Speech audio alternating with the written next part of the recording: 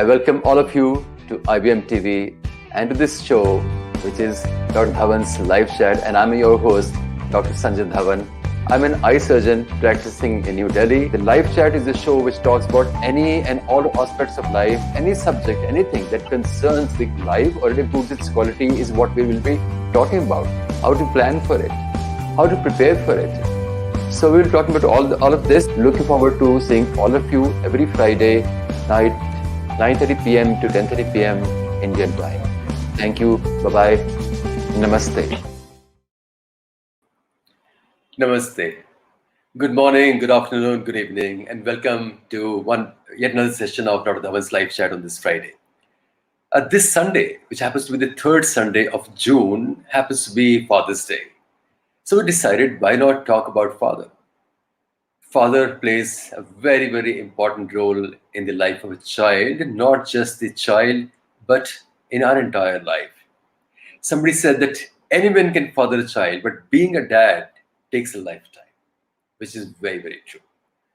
So to talk about this subject, we have three very important guests with us, and let me welcome them one by one. First of all, Dr. Komal Manshani, who is a senior clinical psychologist with more than 15 years of experience of working in the field of clinical psychology. She's a certified psychotherapist, and her specialty is in cognitive-based therapy.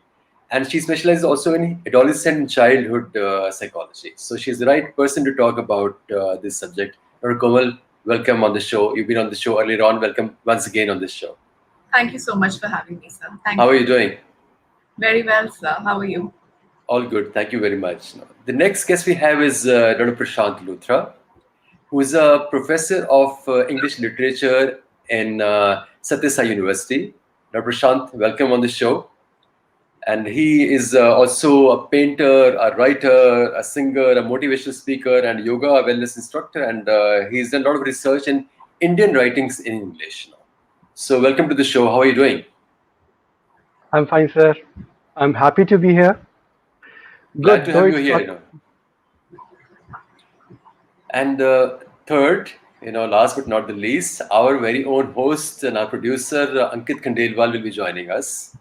Ankit. Thank you, sir. Good evening. Welcome to your own show. How are you doing? All good, sir. How about you? All good.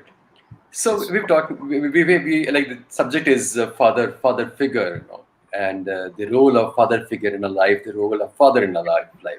So Ankit, what is your view on this role? What role does a father play in the life of a person, not just a child? And so you've been a son, you're a father. Tell us from both the point of view that what do you feel? I think it's always difficult to explain how father feels for your son, basically, until you become a father. Because when we were in younger age, we never realized that what kind of difficulties or whatever they've achieved to bring us or to brought us or to educate us and stuff like that. But when I have my daughter, and it was like, it's a different experience altogether. But I think father is one of the important pillars in your life.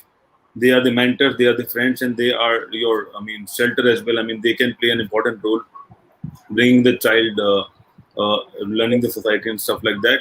I have learned a lot on my father, basically. But what happened is that when the generation changes, there's a lot of difference in the opinion between a son and a father. It's like, as Dr. Luthra said, that tug of war, and there are a lot of opinion differences, education differences, and then nowadays we are in digital era, and they were in a different era altogether. But what I've realized, or what our relation is, that we were used to discuss everything. There might be a situation when we were not in the same opinion, and there might be some difference of opinions, or he said something and I said, no, let's do this, and he said, let's do that, and stuff like that. But still, communication is the key for this relationship, and you have to be open with your father. Sometimes you have to follow a lot of things which your father wants you to do, but you don't want to do that. But that's a part of family and life. But once I had my daughter, and it was a different experience, because then I realized that what is fatherhood to you, basically, and that completely changes your mind, certainly. So there are a lot of mixed feelings. I know. My parents always say that, just wait till you become a father yourself, you'll realize that, and which is a fact, I think, which is really a fact, that once you're on the other side of the table, that's when you realize what the parents really go through. Dr. Prashant, what is your view, and also how do you think is this father figure and the father-child relationship portrayed in literature, in English literature especially? I know that and from my personal experience, I know that I've read a lot of literature that this is a very, very important figure and Yeah, plays a very key part in the plot of many of the literary work of the English literature. absolutely. Uh, Father is the first superhero of a child. So, actually, the father is the only person who introduces a child to the world. So he can get things for you. You want a chocolate, he'll get for you. You want a pizza, he'll get for you. You want him to lift a toy, he'll do it for you. So he's a Superman for you. And all children, I mean, look up to their father as if they are big heroes. And as far as literature is concerned, literature, as you all know, is a mirror of life. And uh, literature has so many characters. In fact, literature portrays life and relationships. And you all know that relationship is a big business nowadays, multi-million, in soaps and all. What we see relationships only, and they are minting a lot of money out of relationships because the complexity is such, especially in the modern age when relationships are getting so much intricate and complex, and literature is the only medium through which we can portray them in myriad colors. So uh, uh, I can think of many characters in literature, great fathers, memorable fathers, and I can think of Atticus Finch. Uh, I think you must have read that "To Kill a Mockingbird" by Harper Lee. And then uh, I am reminded of Mr. Bennet in Pride and Prejudice by Jane Austen. Uh, I mean, he is a very doting father to his daughters, uh, but when it comes to big decisions, he has got so many imperfections in his personality. And then we have Bob Cratchit in A Christmas Carol by Charles Dickens. He's a very weak and feeble man, but of course, an honorable character. And he's doing his best for his family in the extreme trying circumstances. Then we have a very popular character from Harry Potter, Arthur Weasley, and by J.K. Rowling is very popular amongst children. And there is a character, the father, by an American novelist, uh, Cormac McCarthy, in his novel The Road, where he does his best to keep his son alive in a barren wasteland. Although his fate is grim, his work is not in vain, but finally he is able to save his son. And then we have uh, King Lear uh, in William Shakespeare, and we all know it's a great tragedy by Shakespeare. And he's an elderly man who wishes to see his kingdom go to the daughter who loves him best. And of course, it is an act of extreme stupidity. And eventually, he goes mad.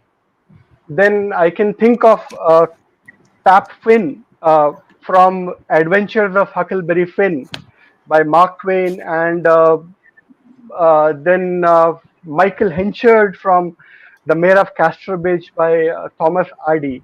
Right. So many. From David Copperfield, we have Daniel Pegotti. Yeah. Plenty of characters. In fact, I'm working on a research paper where on Narayan, R.K. Narayan, the vendor of sweets, where there is a conflict between father and son on some moral values, on moral grounds, how they approach marriage.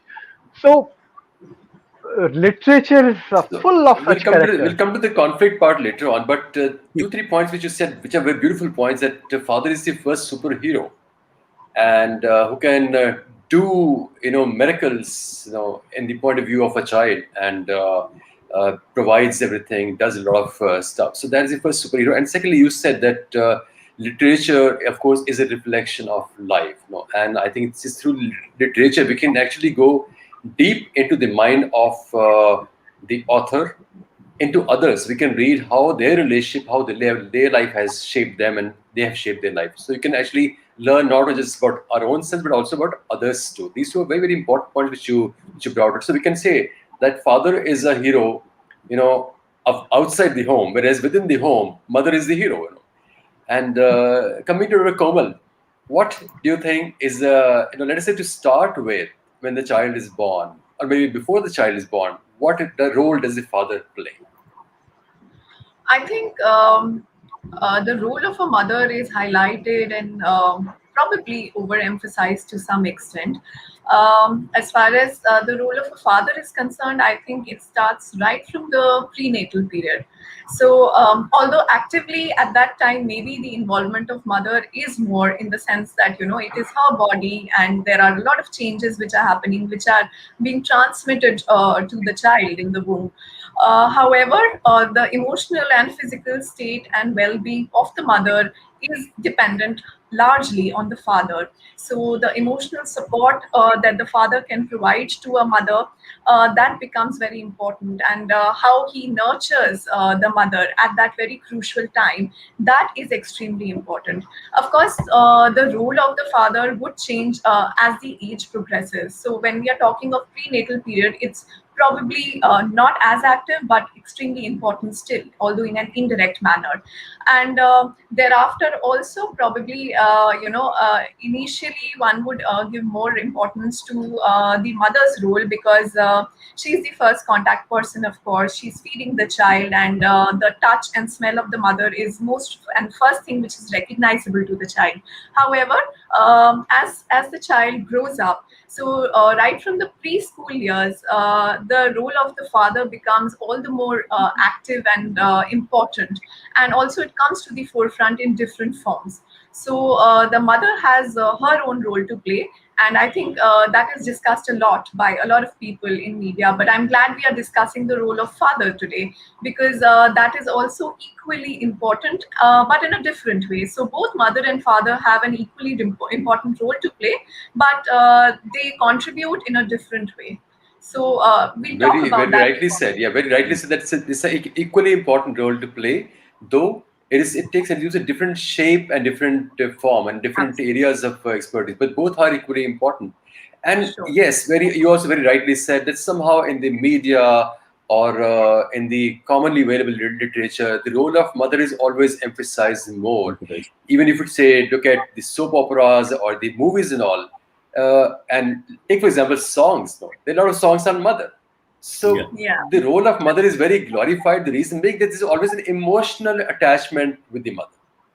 The Yes. involvement is very, very emotional at a very, very basic level, and that gets more projection, more highlighted, and it affects the psyche a little bit more. But whereas the role of father, the psychological role of father is slightly deeper and at a higher level, and it is not as emotional and very often fraught with conflict and controversy, as Prashant also pointed out. And that's the reason why probably it's not as well talked about. And moreover, when it is depicted in movies and soap operas, it's usually the conflict which is shown more Yeah. than the real deep attachment. Do you agree with this, Sankit? No, I think so. I mean, I think the perception what media created over a period of time is that I think father is more stricter and mothers are more cooler and they're more emotional. That's what we have seen on around the movies and sports. I mean, soap operas and stuff like that. But I think nowadays, I mean, we can see that the relationship is growing and moving forward. In fact, I believe fathers are playing a lot of silent role in terms of they don't share a lot of emotion, but they do a lot of stuff without, I mean, knowing or letting anyone know, because they are doing a lot of work at the back end, and the mother is always in the front taking care of the child and stuff like that. But what I can see is that, I mean, uh, maybe in between some of the eras, the role of father was also difficult because a lot of fathers were working outside and they don't have a direct communication with the child, and mothers start taking care of the child, because that's how we started urbanization. So everyone is going out and work, and that has also created a lot of bigger difference. A lot of people, in fact, a lot of men, they're going out for work for a couple of months or maybe like 1 year or 2 years, and that is also some kind of a gap which happens to be there. But now because of digital communication, it's good to have communication very well with everyone around the world. So I think that established the relationship more. But what I can I mean, while listening to all the guests, what I was thinking is that I still remember that if you get a pack from your father, that if he appreciates you, that is something that world you just won the world, because you don't want appreciation from the world, but you want that appreciation from your father. If you do something right or wrong, you just want your father to be on your side. That's it. If your father is on your side, then I think you are happy and you are safe. I think that was something. And you're right. You rightly said that fathers would go out of the house, would work away from the family also. So the availability of mother is more. Yeah. And mother takes the basic day-to-day needs, feeding, taking care, emotional support, and care and tender love. So we tend to relate more, and this also gets more highlighted and emphasized in say public communications now. Yeah. And whereas the father's role has been kind of undermined, underplayed, and usually taken as a more strict, more stern person, but that is not the case. That they are equally important. And you very rightly said that we always seek a father's appreciation and approval and support. Dr. Prashant, let me share an interesting fact with you that in 1980, a survey was done and a study was conducted, and based on the belief that fathers probably do not give importance to their family and to the children. And it was found surprisingly that more than 60% of fathers would say their response was that they find that their family and children are the most important elements in their life. And this fact has even changed further over the period of years. And as Ankit rightly said, that now the communication is more. So even if the father is away, but they are in touch with the family, they're in touch with the children. So this part becomes more visible to the family than what it used to be earlier on. Yeah. Dr. Prashant, what would you say that why is this perception that father does not find family very, very important?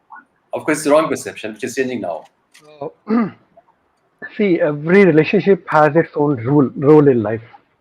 Mother has, as you said, the soft parts, the love, care, and father is more on the discipline side.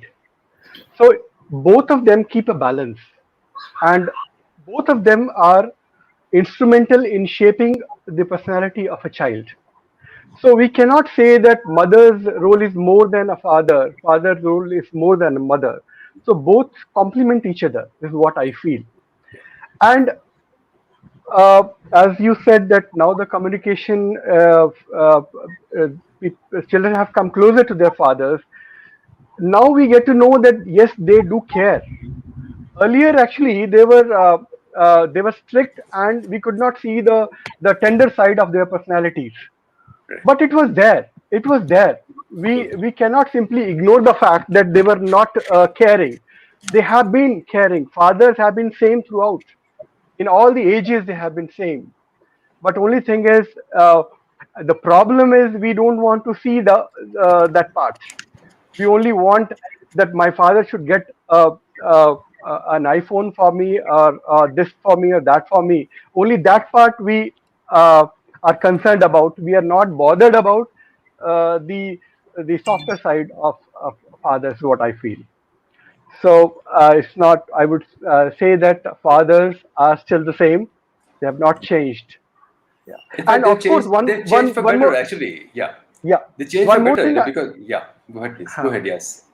One more thing I would like to say here, that a human being is a combination of good and bad. See, we all are kind of a mixture of some good things. Like I don't want to go into that personality split and all that thing, but my point is that every father is different, the different personalities, but they're fundamentally caring for the family. This is what I have to say. Yes, you're right. That the first one role which father was usually perceived as the wallet, the provider of all the money and the financing. Second is they pay like a rock solid, hard, harsh, tough taskmaster. Then this role of maybe just a fun pal kind of thing. But the new role which has emerged is they're of a caregiver. And I think in the past few decades, this role has become more important, and more fathers are playing that role. The reason being that more and more women are working. Yeah. So this is a mind shift in the mind of the men, and they're playing a more active role in the lives of children. Also, because the rate of divorce has increased, there are a lot of single mothers, single fathers. So looking at them, people who are married or who are in their family, they start playing a better role because they see the hardships faced by single multi-parents. So the attitude towards parenting, attitude towards their children has changed in a big way in the past few decades now. Dr. Komal, can you highlight on this part that has there been a change in the attitude or not? So, attitude change. So, I think, like you correctly pointed out, that as the societal norms are changing, as women are going out to work, the roles are more or less overlapping. So, the lines are blurred and they are merging in many ways. So, the role of the primary caregiver as the mother, that is also blurred, and the father is stepping in very competently to fill up that gap if it is there. So if the mother is working late, the father is there to compensate. So yes, those lines are being blurred, and I think with time, that attitude, or I don't know if you can call it attitude, maybe just the so like Dr. Luthra was also pointing out that the fathers have always been caring and they've always been there for the family. Maybe it's just the expression which is changing. So the expression of love earlier might have been just through the wallet, like you said, just by being the provider, or it might have been earlier more defined in the sense that the father is the disciplinarian, so he's there just to take care of discipline issues, or setting boundaries or making controls that are there, or the decision maker. However, that as that is getting blurred, the caregiver role is coming forth more and more. So I think nowadays, as with time, men and fathers are not hesitating to express themselves more openly. So something maybe that was seen as a sign maybe of femininity, or a role which was confined strictly to the mother, that is not there anymore. So the father doesn't maybe hesitate to go all out and express his love for his child. That might be in the form of words, that might be through something as apparent as a hug, maybe, like more gestures which are communicating affection. And of course, it can be there through just involvement in the child's life. So, the father might not hesitate to just sit down and do the homework with the child, something as simple as that. So, I think the roles are getting blurred, and fathers are not confining themselves to the roles which were there earlier. So, that's how I think I would see it, or maybe a change in expression of love. So would you also it's said that mothers can actually influence how you are within the home, and they help you kind of stay alive. But father's role is how you are to the world outside. How do you deal with the world? So what you do outside the house is kind of influenced by what the role the father plays. Is that correct? I think, sorry. Yeah, go, Komal, yes, please go ahead. All right. Okay. So I can't confine the role of a father just to the role that what child is doing outside, or how the child is relating outside. I think if a child has a very actively involved father, then the child will grow up to be to have better cognitive skills, to have good psychological skills, to be better socially, to be better emotionally. So I think the role is not confined or limited to only one domain. It's actually all pervasive. So if, for example, even if I'm relating better socially or with the world outside, that is affecting how I'm doing emotionally also, or that is also affecting how I'm then relating to my own family, how I'm perceiving my own self. So it might have a ripple effect, and some effects might be more direct and the others might be indirect. But I wouldn't think that the role is limited to only one domain. It's definitely all pervasive, I think. There's a thing called maternal instinct, and which we call in Hindi mamta, right? But there is nothing equivalent of that. And there's no paternal instinct, and there is no papta in Hindi word. This word is not there. Why is that so, Komal? In fact, you're highlighting it, and it's suddenly striking me that yes, there isn't such word. Maybe it's time that such a word is coined, because I think, as like we said, that the caregiving role and all of these are becoming more pertinent, more highlighted as we are progressing. So yes, maybe we need an equivalent of mamta now. High time. Yeah, because I see that, at least in the present day scenario, in the past couple of 2-3 decades, when I've seen my friends, male friends whose wives have been pregnant, who had small kids, I feel that that fathers are almost at least on a different, higher level, as much pregnant as the mother is.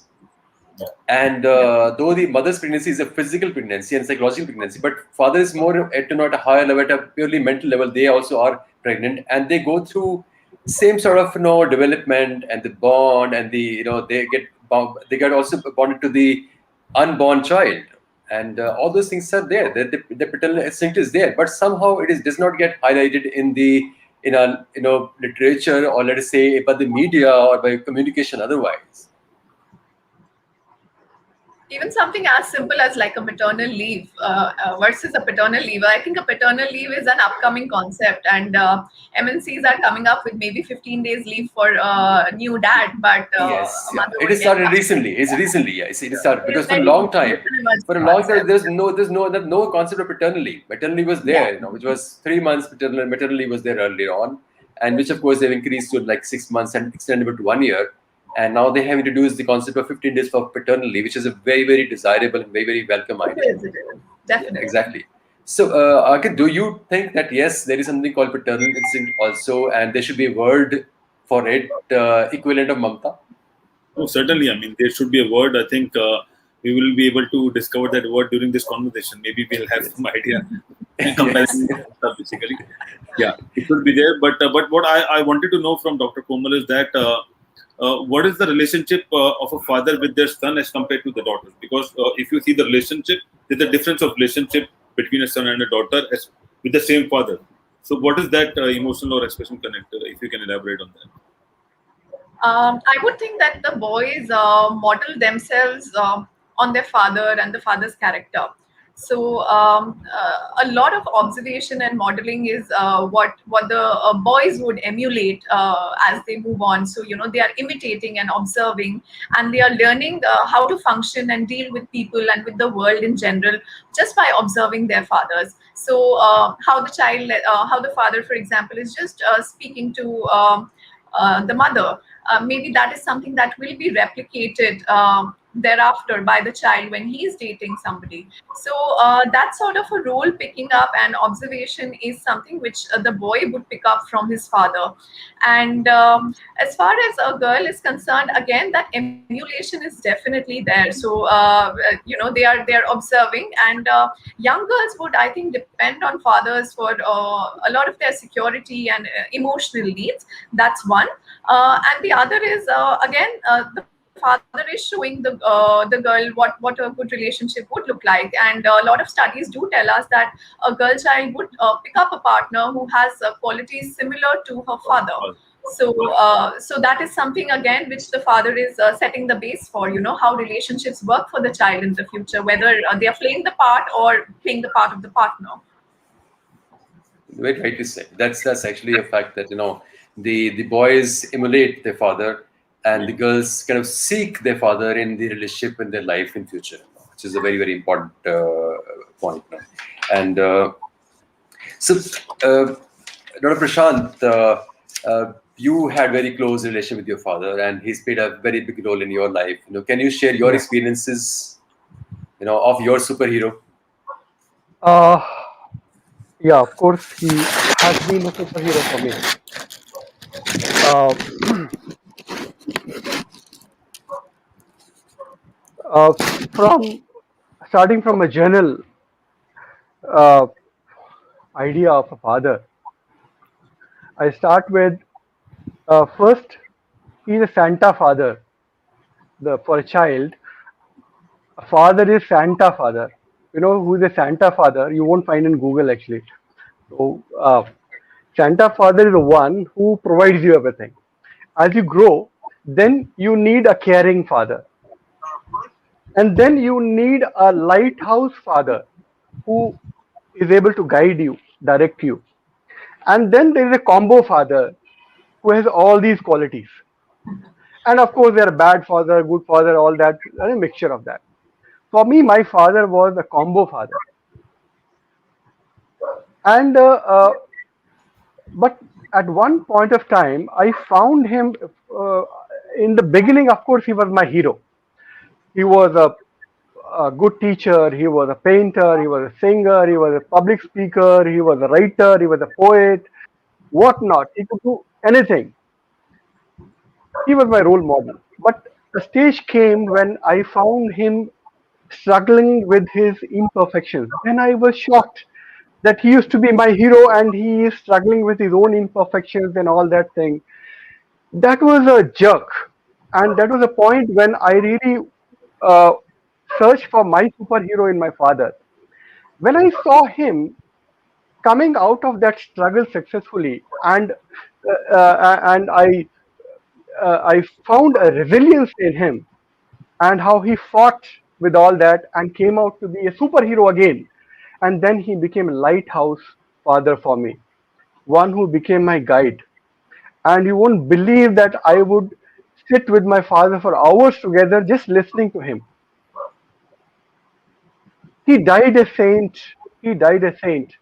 He all of a sudden, from a professor of American literature, living an American style, what do you call that? A Western style of life, and suddenly he became a spiritual seeker, a philosopher, and he authored 18 books. And uh, I lost him 2 years back. He fought with this cancer for 3 years, and you won't believe, in spite of all that pain that he was undergoing, he never let anyone in the family feel the heat of his pain that he was undergoing. And I would like to share one small uh, incident. 2 days before he passed away, he knocked my door in the night. He came. He said, uh, "Prashant, you are working on a research paper. I have some ideas for you. Imagine a person with a tongue cancer, and he spoke for 2 hours in pain, and he discussed all the points with me. He said, "What you incorporate these points in your research paper, it will be groundbreaking." Such was my father, and such was the bond. Great, that's amazing, and sorry to have gotten you emotional a little bit, but No, it's fine. the subject is such that we all are emotional about it, and you very beautifully said that father, a Santa father, a caregiver father, a hero, superhero father, and then a lighthouse father. And of course, the role changes, the shape changes, and sometimes when you realize, okay, fine, he's not a superhero, he's more human, and then how it transitions to the lighthouse father. Komal, what do you say the evolution about the evolution of this relationship between a child and the father? These different stages which Prashant has described. So I think there's no rule about this, because I think how which role the father picks up and how most which role the father is taking to most will depend on so many factors. It will depend on the personality factors of the father himself. Then of course, how his father was, so how he has seen parenting to be, that's also extremely important. Maybe a little bit of media portrayal is also determining how the father is fathering, how the father is involved with the child. So there can be multitude of ways, and maybe a father picks up one role more than the other, and that would be peculiar of that particular relationship. So I wouldn't think that there is a right or a wrong, and it would just be typical, and it would be very individual, just like all other relationships are. And one more thing which I wanted to add to what Dr. Luthra was saying, in terms of the different roles that fathers play, I think one role which we all missed out on was the father as a wall. So the father is often somebody who would have his own sufferings, have his own emotions, be dealing with so much at his own level. But the family, or at least the children, wouldn't have much clue about it. And that's probably his way of being protective or showing his affection. So it's very subtle, it might be indirect, but it is one of the most typical ways in which fathers are expressing their love. So it's indirect, but it's an expression still.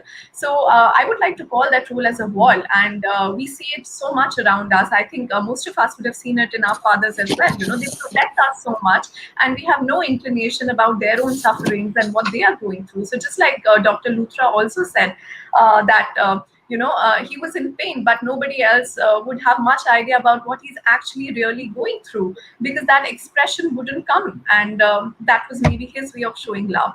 So I would think that that's a very significant point, and I think most of us can relate to when we think about our fathers. True, and it is very beautifully portrayed in a movie called Beautiful Life.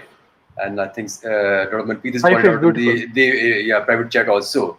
A Beautiful Life, where it's based on the Second World War during the Holocaust time, and when the Jews were being persecuted, this father actually, portrays a very different kind of imagery in the mind of his son, and how he saves and makes it look like a game to the child. So that wall, yes, that father acts as a wall is a very, very important role that they play. It is said that three important factors are very, very important in the father-child relationship, and these are involvement, influence, and affection. Can you elaborate on these things, Dr. Komal? Sure. So, as you very rightly said, I think the first step would be involvement, which means that how much the father is involved with the child. And again, that can start right from the prenatal stage, like we were discussing earlier. So, how enthusiastic is the father just to have the child, or how much the father is playing the role at that stage, and versus, of course, when the child is also born. So, that involvement is, of course, that sense of involvement that the child gets from his mother and father both, is extremely important and significant in how the child grows up to be, and he feels. So that's important, and I think when we are talking about involvement, then it can be developed just by very simple things, something as simple as providing of attention. So, if a father is, if a child is approaching a father, then does the father provide his exclusive attention? Are the gadgets put away? Is even the small talk regarded as something important, as something significant? So. Something as simple as that. So making the child feel special or important or noticed is, I think, what would be important, and that's where I think the father's role would also come in. Why is the father's approval most important for a child? As like Ankit said, that we would not worry about what the whole world thinks. Yeah. But what father thinks of us, whether they approve of what our actions and our behavior, that's most important. How does that happen, and how can fathers make sure that they take care of these things? I think one factor which would definitely be important here is that maybe the approval or expression is elusive. So it's not something which, so a lot of sharing and expression is not something which is conventionally associated with a father, So when he does give his word of appreciation or approval, then it holds more importance, because it's coming very in a restricted fashion, or in a very limited way. So maybe that could be one of the contributory factors why, it's something which is so rare or occasional that the child would value it so much more. Just like, anything which is elusive, the human nature is that we would give it much more importance. So I think that could be one contributory factor, definitely. Unknowingly, we kind of, we grow up, even as grown-up adults also, something inside us, keep seeking that approval, knowingly or unknowingly. Is that correct? And how to address that part? Both as a father, as an individual. I think till an extent, we are all shaped by our parents and their constructs of what's right, what's wrong. Just how how we should be, how we should be responding to situations, to people. So a lot of how we are as individuals is definitely affected by the values that we've been brought up in, and that's where the father's role also comes in. So it's only natural, I think, to seek approval of one's parents, whether directly, indirectly. In one's mind, I might think that, okay, would my father approve of this action? So it might be there, and I think it is all right, unless it becomes, something which goes over the top. So, if I'm doing that all the time, if I'm not able to take my independent decisions, if I'm not able to look at things objectively, and I have to rely only on my father just to get, my decisions correct or make a choice, then probably it is something which requires work. But I think to a moderate extent, it is natural and all right. There's Father one more said, point. yeah. As long as you are dependent, so you have to seek his approval. Yes, probably. That's a different thing altogether. You need his signature more than approval. Right. So another aspect, and that is that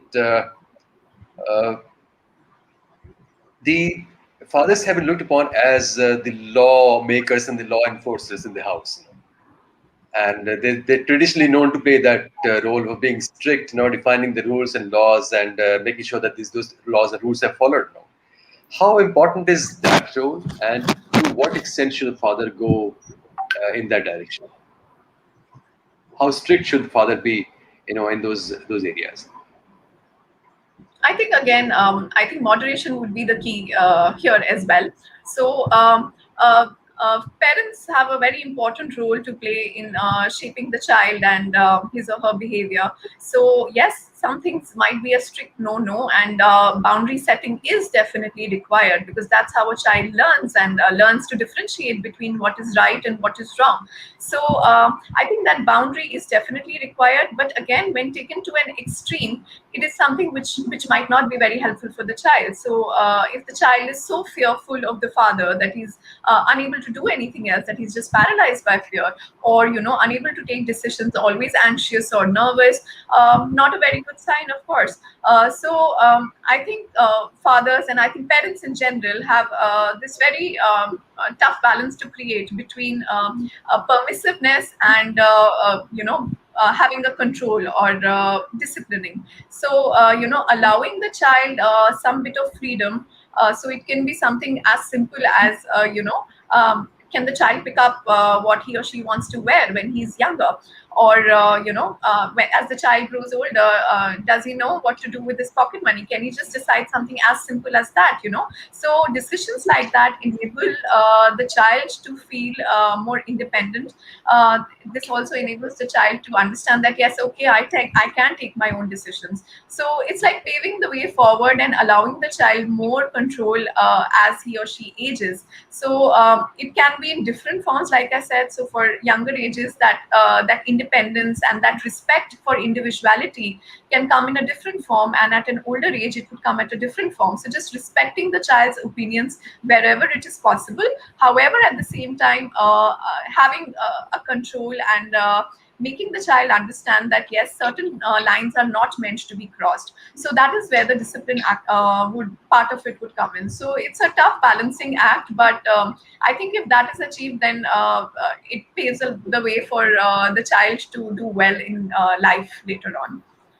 But how to maintain that balance? Because on one side, if you are too permissive, you expose the child to, say, potential risk, though you make the child more independent, And if you are more strict, you safeguard the child, but you also make child a bit more, say, more depressed, and more timid and shy.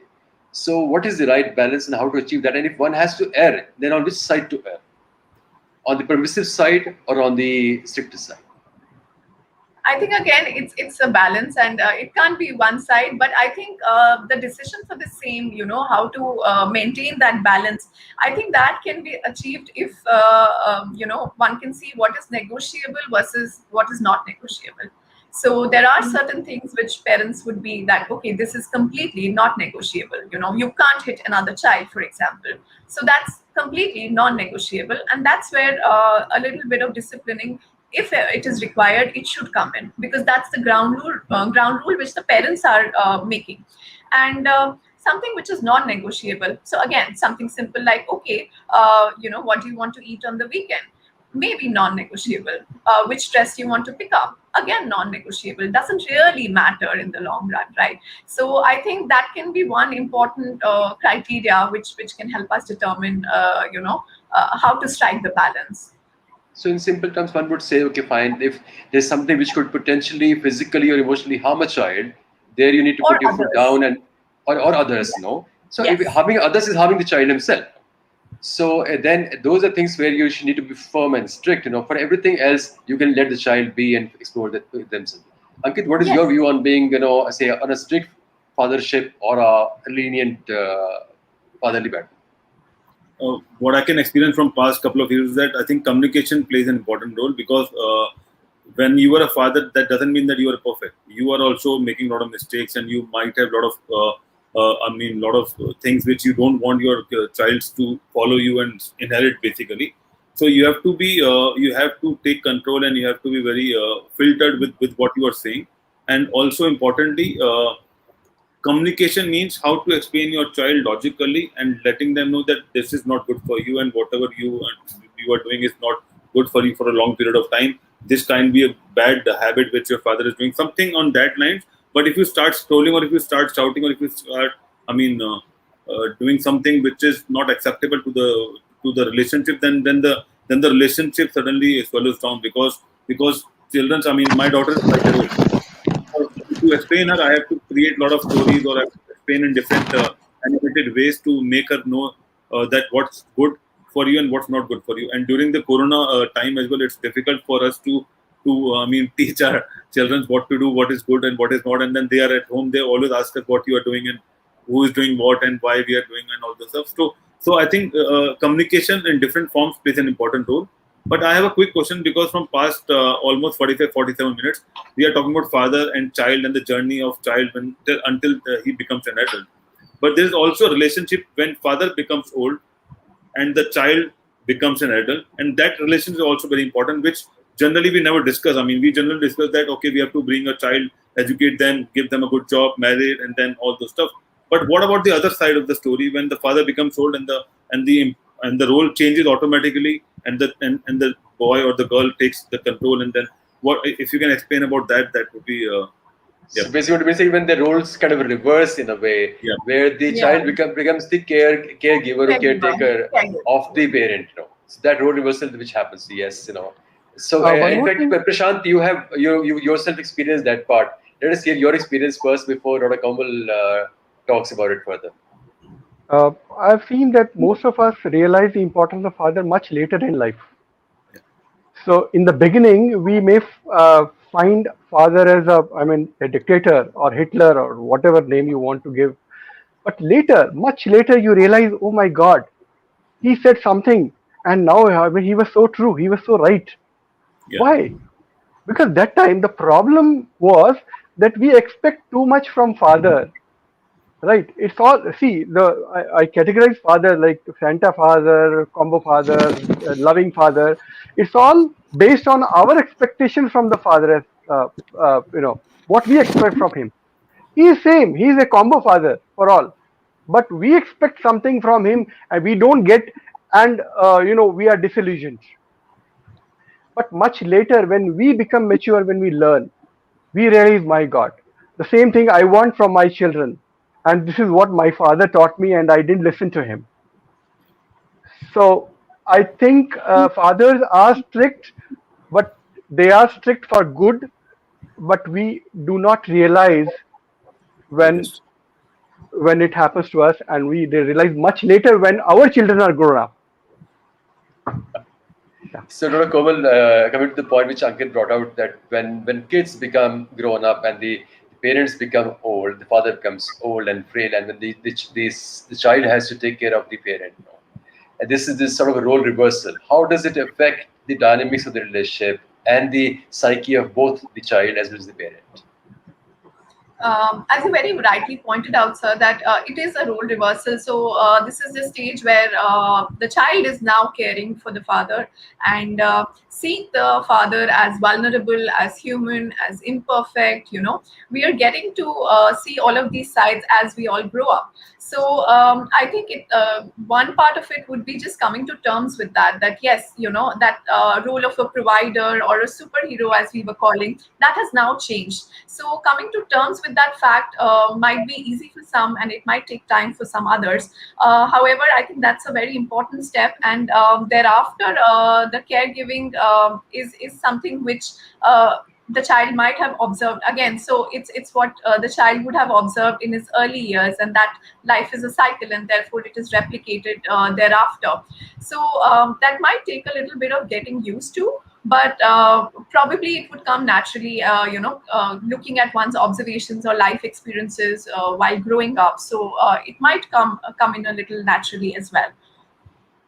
Do you think that the joint families where the parents took care of the grandparents, those impressions and those visuals play a role Yes. in later life? No? Absolutely, 100%, sir. So it's so one of the main ways in which a child is learning a lot of things is just by observation. So if something like this is not modeled for the child, then it might be a new experience also.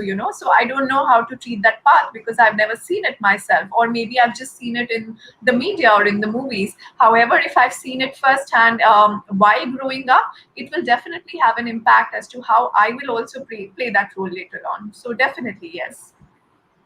Often the father-child relationship and typically the father and son relationship is not always smooth. Not everything does not go right with it. There are often things go wrong. So what all can go wrong, and how can it be prevented? Okay. I think uh, there is no I mean, there's a lot which can go wrong. Of course, there's no way that we can define that. There is no scope of that, so it can go wrong at many levels and in many ways. Often the father being portrayed as a disciplinarian or as strict or having very tight controls, that can be one very important factor which leads to conflict between the father and the child. And for that, I think the easiest and I think most obvious way out is just a little bit of balance that we just spoke about between permissiveness and being strict and being disciplinarian. So that could be one. And I think in the long run, like Ankit was also pointing out, communication is the key. So, fathers have always, of course, loved their children. There is no doubt about that. But maybe the child needs to perceive it as well. And if it is communicated very indirectly and the child doesn't have the skills to perceive those things, then it's not really getting through. So that's why we probably realize it later, when we have the maturity to look back. We have that perspective, but maybe a little bit of expression can do good. So just frequently saying I love you, or frequently hugging, or just showing love and affection through shared activities, that being involved in a child's homework, or going out for a game with the child, just doing physical play, playing board games, eating together, discussing something together. Very small day-to-day things, I think those can be extremely pertinent in how the relationship shapes up, and whether if at all there is a conflict. Dr. Prashant talked Doc- about that sometimes the image breaks, that the image you have of a hero, superhero, suddenly you find that image is shattered, and you feel surprised, sometimes shocked, though it may recover later on. But do you think that the fathers, which typically play the role of being a wall, they should not play that role? The wall should not be too thick, and they should actually let few things go through the wall and be seen by these kids. No, they should share their life, their challenges with the kids also, so that the image is not broken and it's a more realistic presentation to them. Uh, See, first thing is that every father is a different personality. So we have been talking about the educated fathers, but we have completely ignored the rustic rural fathers who don't even know how to talk. How do they manage their children? How do they deal with, communicate with their children? See, it's all raw. Problem is that when we learn so much, we complicate things. And there are many examples where I've seen that rural children, they take better care of their parents when they're old, and they are more disciplined than our urban children. And the problem is nowadays there is a tug of war going on between father and mother to please the children, that I want to be in good books of my children, and it's going on. And in that process, we spoil the child. We spoil the child. So the thing is that father, he has to maintain a distance in order to be a disciplinarian, and discipline is very, very important for a child. And that is the problem why the modern age is becoming so. I mean, what kind of I live in a small place. I don't know much about what is going on in big cities, but whatever I read and come to know from movies and serials, that things are not in good shape. Two very important questions which you brought up, Dr. Prashant, is that number one, the role of education in parenting. Dr. Komal, do you think that educational background of parents has a direct bearing on the parenting style and parenting or not? Because as he rightly said, that even in villages also you see that some people are brought up so well, and some have very good bond with their parents, and they take care of the parents in the old age. They do everything right, whereas others do not. And so, is there a direct correlation, or it's just that it does not depend on the education part? Frankly, I haven't read research on this, so I can't comment from research. But from my understanding, and as Dr. Luthra was pointing out, that there are good fathers who are both educated and uneducated from rural and urban backgrounds. So I don't think we can limit or classify based on this.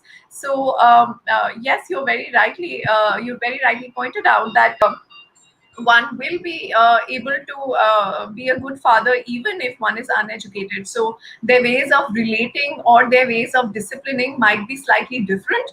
However, they might work. So again, there is no one correct way in order to father a child or in order to discipline a child. And there are so many dynamics. We also have to understand that the child who is at the receiving end of this discipline or of this control or of this boundary setting is also a person by himself. He or she has his or own personality factors as well. So there has to be some customization based on that as well. It's not just the father, that this is it and this is a good model, but we have to see what is a good model for the child who's there on the other end. So that can also be an extremely important point. So I don't think there's a correct way, and I certainly don't think that it would be defined just by education or urban, rural, or any such factors.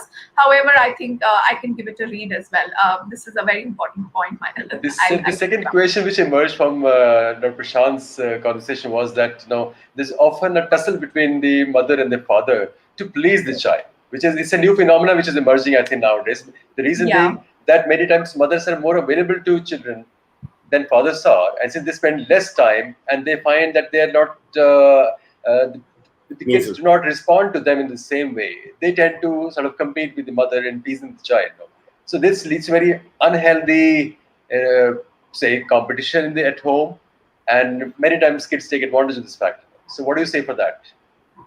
I would agree with what Dr. Luthra is saying, that yes, in order to please the child might often get spoiled. I would think one important factor which is there working behind this is that the lines are blurred. Like we were speaking earlier, that earlier the roles were very defined. So the mother as the caregiver, as the nurturing figure, as the one who's always available and around and showing affection, and the father being away for work and being the disciplinarian. So it was very defined. Now these lines are blurred, like we were talking about earlier. So maybe that has led to a little bit of a confusion. So lines being blurred and roles being taken on by each other might not necessarily be a bad thing.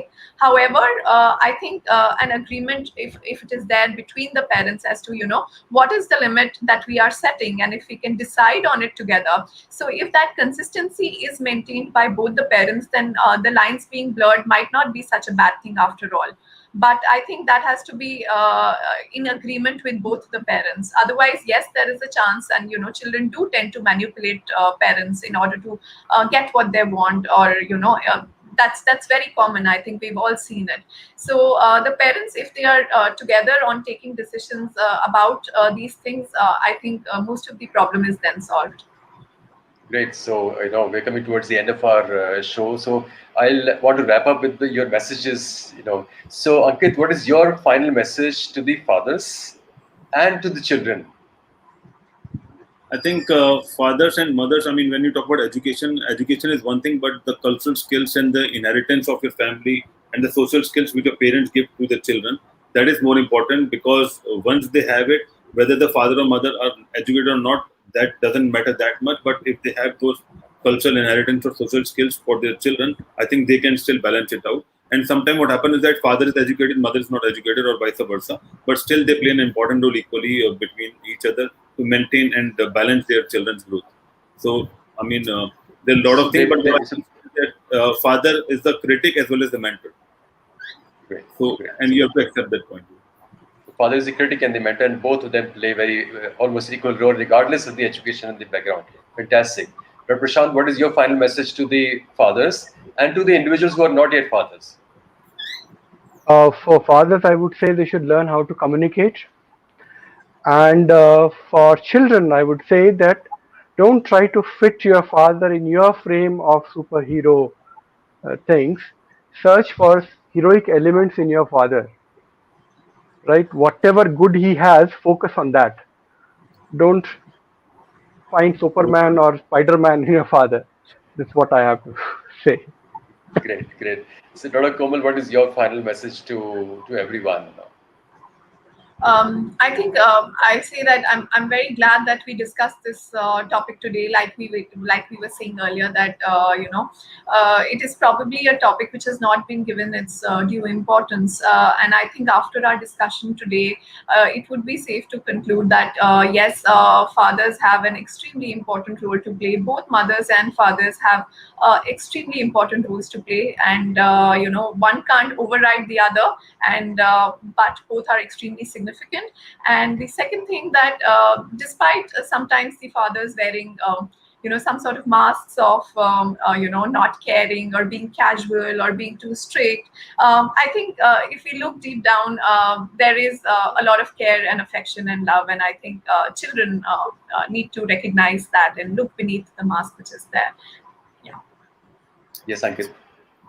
I would just want to add one more thing, that I mean, I am teaching my daughter to accept no, because whenever you say no to children of this era right now, they started crying or they started showing tantrums and stuff like that, because they wanted to, hear the yes thing, and then they get their thing, basically, whatever they want, basically. So I am purposely, intentionally, and not me, but my wife, we are trying to accept or teaching her how to accept the no, and then move on with the life, because that is also one of the things which we are trying to, we learn that is also important, and we are trying to make it more thing. My daughter is also watching the show, and she gave me this drawing just to show to everyone. Wow, this is fantastic. This is fantastic. And what does it mean? Ask her. That's for Father's Day, basically. So she Great. did with yeah.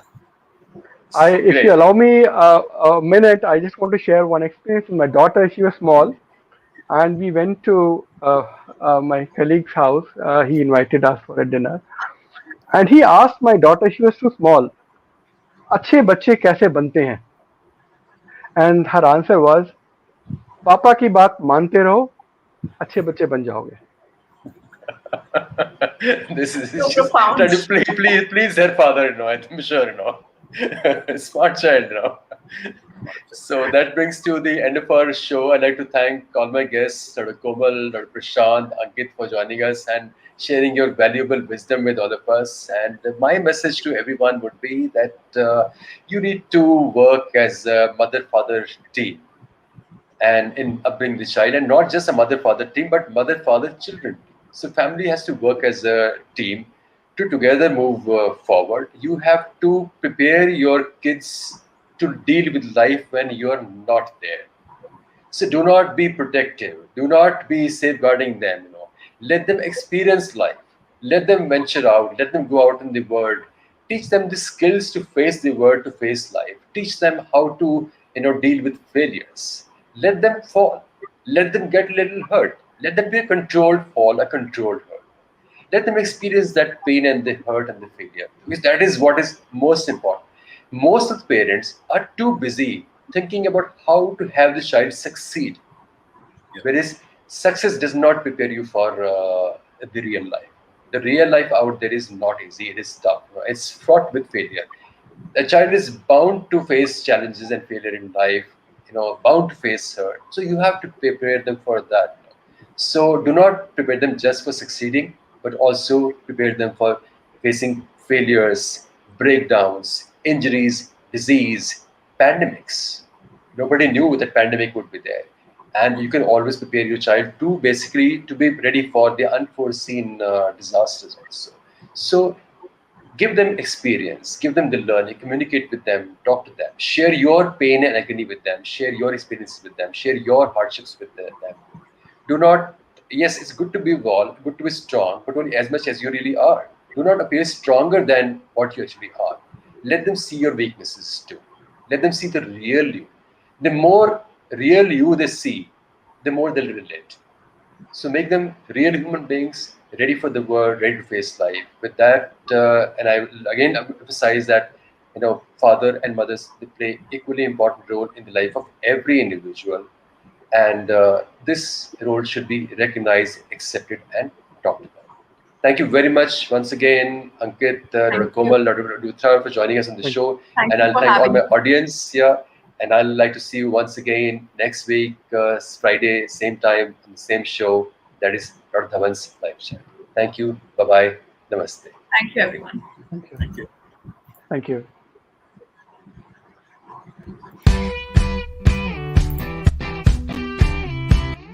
I welcome all of you to IBM TV and to this show, which is Dr. Dhawan's live chat. And I'm your host, Dr. Sanjay Dhawan.